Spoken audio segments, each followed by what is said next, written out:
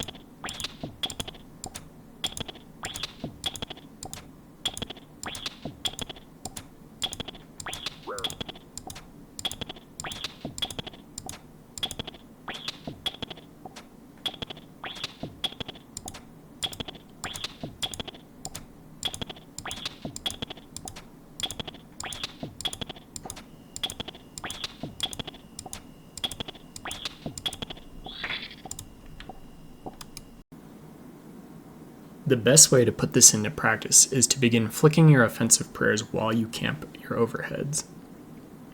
I find that this level of flicking goes a long way and isn't particularly click intensive.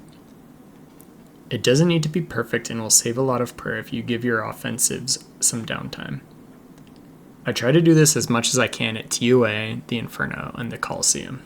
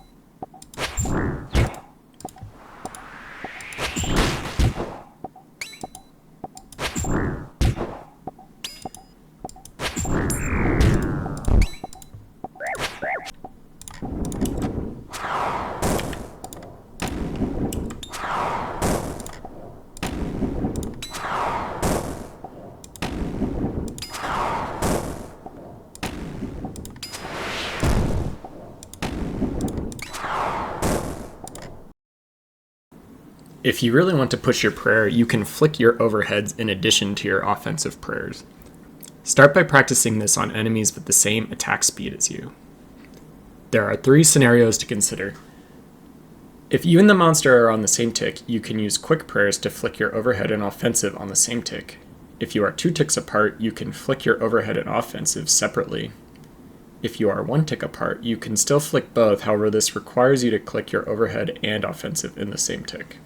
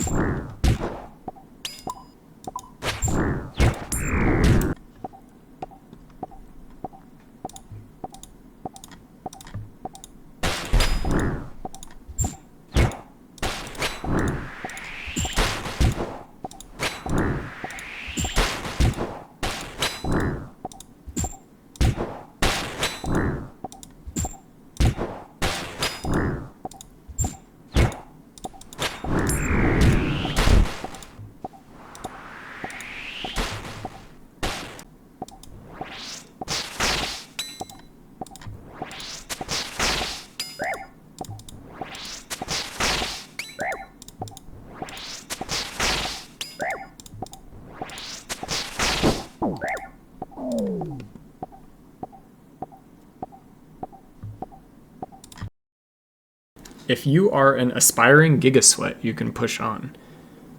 In level 3 scenarios, you are flicking in polyrhythms, which is more of a thought experiment for most players. Let's review a textbook scenario that no one actually does. You are in the Inferno attacking a 4-tick mage with a 5-tick T-bow. This means your attack is shifting a tick every 4 ticks within the mage's 4-tick attack cycle. In this scenario, there is a total cycle that repeats itself every 20 ticks. Within the total cycle, the mage attacks 5 times and you attack 4 times.